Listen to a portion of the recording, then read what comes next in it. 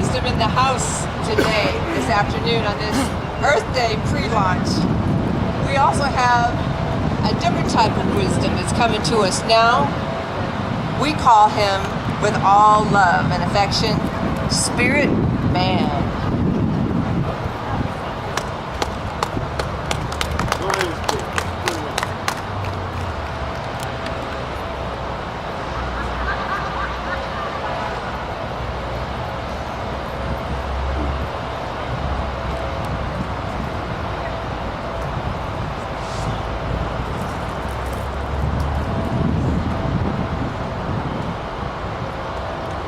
Good afternoon.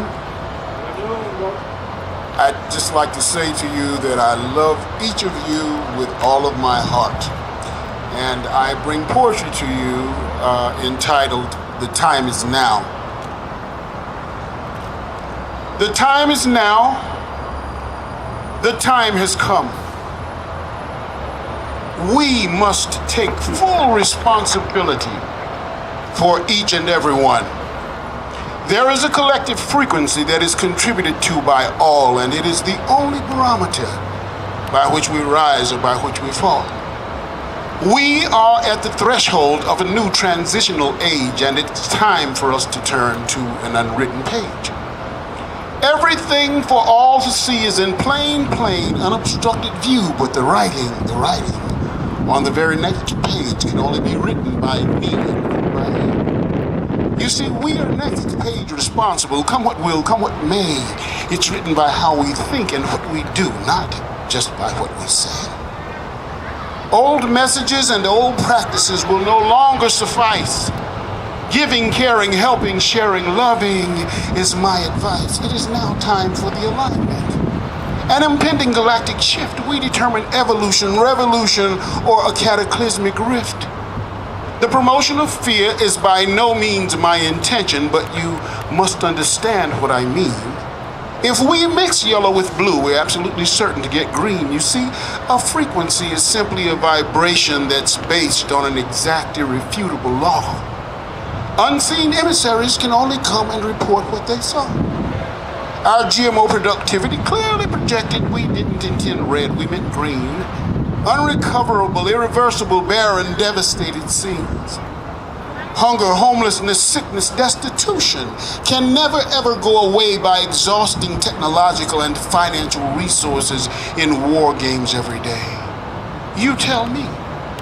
How long will it take us to realize that we're all sisters, we're all brothers, there is no one else to fight, no one else to kill unless we kill and fight each other? The only way that we can ever possibly keep ourselves alive, the collective frequency must show us fit to live and approve us worthy to survive. Now we search the cosmos, looking to communicate with those we believe to be far away. But you tell me, would you befriend women and men who fight and kill each other every day? Is this so hard to understand? Can be understood quite easily. All we need to understand is that without wisdom, we cannot escape catastrophe. So you ask me, oh, Spirit Man, what can I do? I'm only one among many. E pluribus unum, I will share with you the exponential game of doubling the penny. You see, the compound dynamics of multiplication is a fascinating fact. We play the game as children, you remember. So now, let's just bring the game back. I will give you just 1 penny, and I want you to double it every day. Yes, 1 penny, 2 pennies, 4 pennies, 8, continue on in the same way. Now, when you get to day 10, you'll have 1,024. On day 20, you'll have a considerable amount more. But I want you to take your calculator and you continue to play this binary number game. What you'll find in a very short time are numbers that are impossible to contain. Now, if this can happen with just 1 penny, I want you to think of people as one. The exponential factor works so very quickly, and soon our work is done. Each one reach one. It's just that simple. That is all that we have to do. The universe has given us this simple strategy. Now it's simply up to me and it's up to you. But time is not running out. This is the evolution of human existence. Past advanced civilizations vanished, perhaps due to their resistance. Social, ecological, economic meltdown, or will we break through? The time is now. The decision can only be made by me and made by you. Listen. This is the final answer with the sustainable clearly in our view. Our survival is a matter of conscious, deliberate choice. Our future is determined right now by what we do. Love is the final answer. Yes, love all by itself, because love is all that will save us unless there is no love left. Love is all that will save us. Love is all that will save us. Love is all that will save us. Love is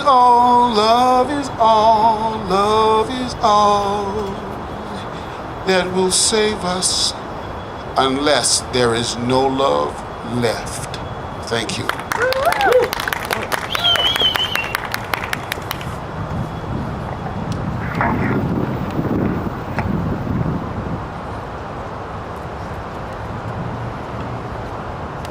We've been hearing a lot of themes of love. We've been hearing a lot of themes of what it's going to take for us to go the next step. And now we get to hear from someone we've not heard from before, someone who is a deep ecologist. Please welcome Maurice LeCroy. Amen, Spirit Band. I'd like to address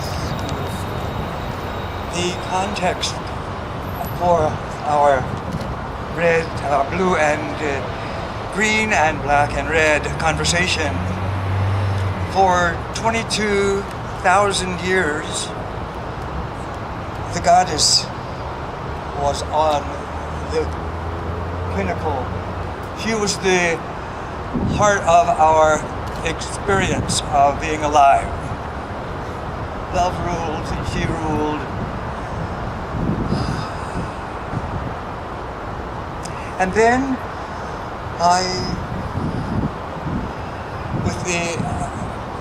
there was a terrible rumor afoot in the Mediterranean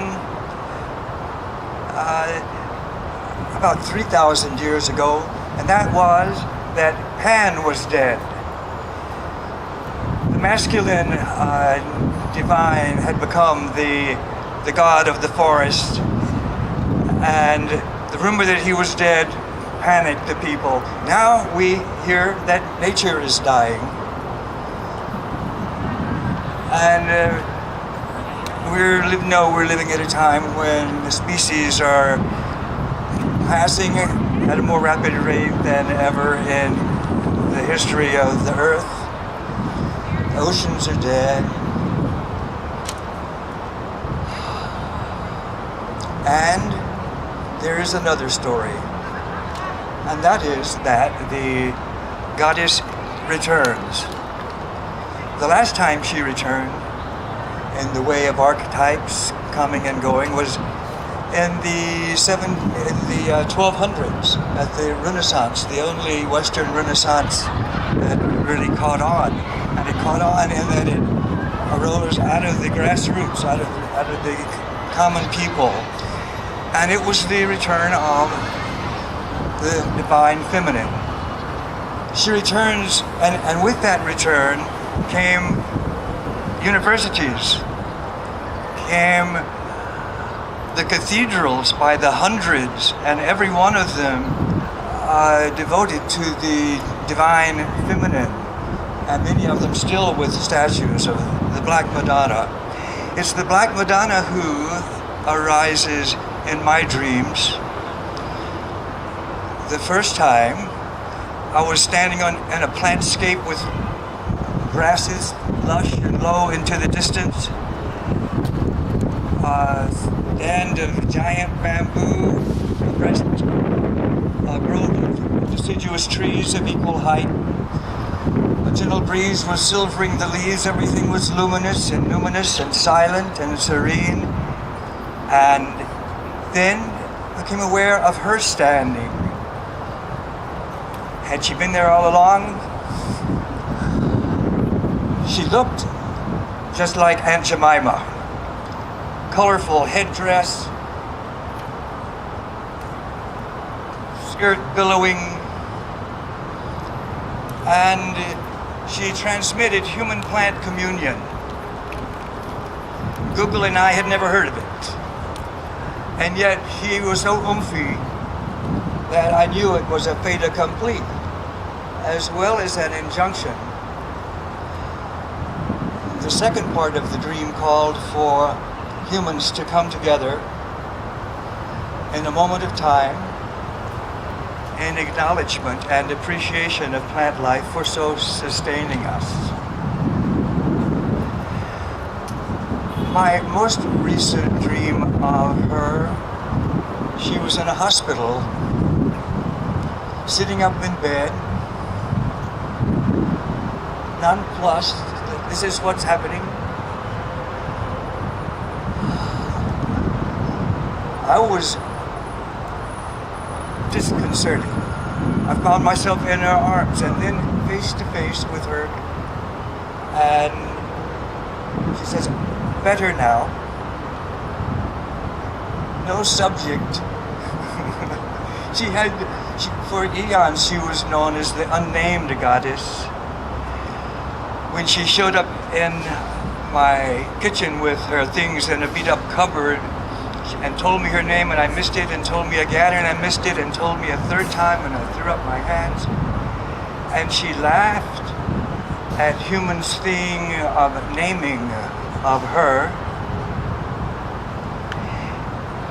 So no subject when she says better now. I was better, she was hurt. Just by being present to the what so, there's betterment. And our environment and nature, life, the feminine, the divine feminine, can get no closer than our own bodies. So we have opportunity readily at hand to attend to this habitat first. When she returned in the Renaissance of the 1200s, she brought the universities. It's a time for us now to relearn about our own bodies and how to breathe. For example, we'll use only 1/7 of our lung capacity typically in an average breath. We have great capacity for energizing our bodies. And I have been recently touched by an organization that grew out of the Taoist nature mystic tradition of Korea, a Qigong tradition that now melds with Western science, neuroscience, to bring a very powerful package for renewing body, mind, and spirit. And it's so powerful that it's spreading globally, and as people are becoming energized, they have energy now to have expansive vision and energy to act on that vision. And the vision of this community, the body and brain, yoga and Tai Chi worldwide community, is the Earth Citizen organization. And this vision is to bring us to the tipping point of the environmental change that we need, in recognizing the urgency that befalls us who are present to so much deathing. There is hope in the return of the Black Madonna, who is one of the more popular themes recurring in Western dreamers. And she calls in our dreams with ecological concerns and for our urgent attending to the earth as our body, her body.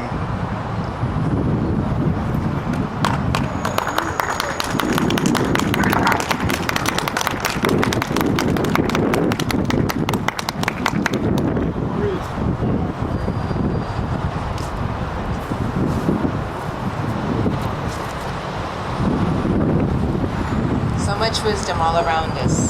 All we have to do is listen. Our last speaker is coming to us from the Global Humanitarian Summit, Dr. Neil Schulman. There's no way to really describe Dr. Neil. You have to listen to him. But we're so delighted that he could come and be with us in his unique spirit and share a little bit about what he's been doing on a global scale. And he works sometimes out of Emory University and sometimes in the forests of North Druid Hills and sometimes almost everywhere. Dr. Schulman? Yeah, doctor.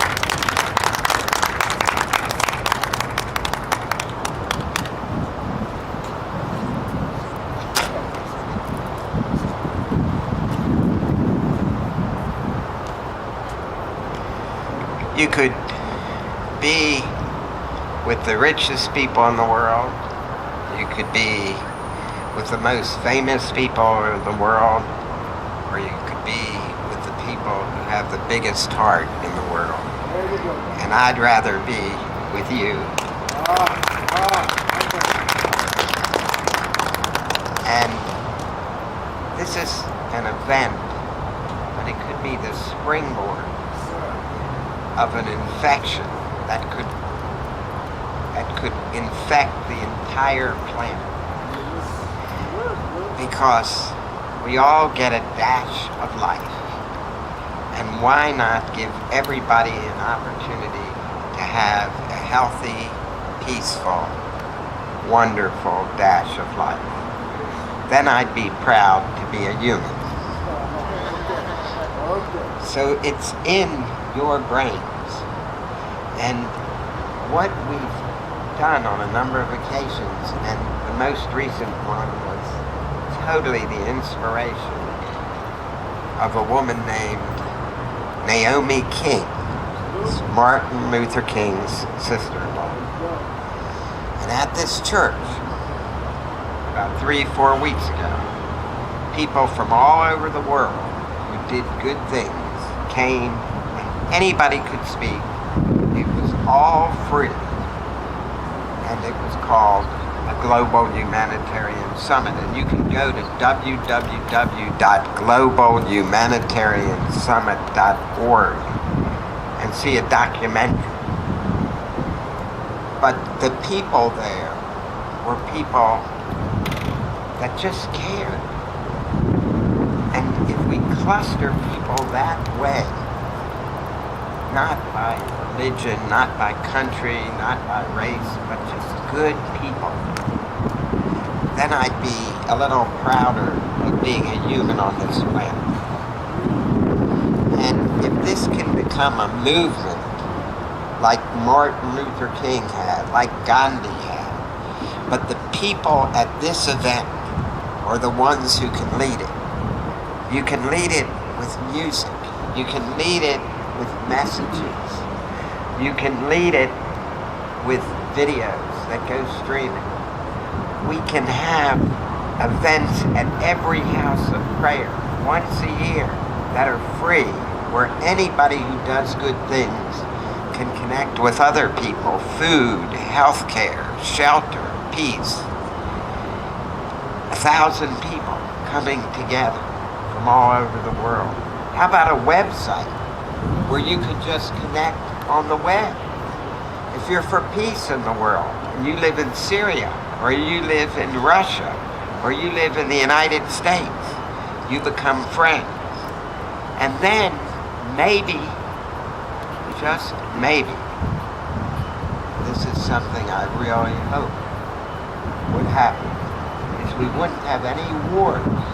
All the money that goes to weapons could go to making sure everybody has food, shelter, health care, peace, and the loving nature of the people here.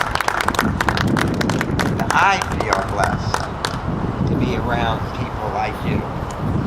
From a medical standpoint, I have a medical degree, and I'd written this book, Doc Hollywood, a long time ago. We made it into a movie. They're making it into a Broadway musical.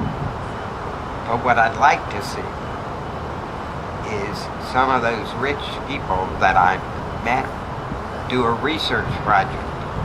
And the research project would be to get you all involved, and they'd analyze your brains and figure out what it is in your brains that makes you so empathetic, and then produce that and spray it around the globe. It's a simple thing. We just need the way your brain is wired to be the way everybody's brain is wired on this planet. There's 7 billion of them, but I think it could happen. We call it an empathy virus. Go over to the CDC, see if you can get them to start doing this research. But I just want to say, I really feel blessed to be around such wonderful people. And please take a minute and look at www.globalhumanitariansummit.org and spread it for Naomi King all over the world. Get every house of prayer to have one. Steal the idea and be the leader of Naomi King's movement to make those 7 billion people all people like you. Thank you.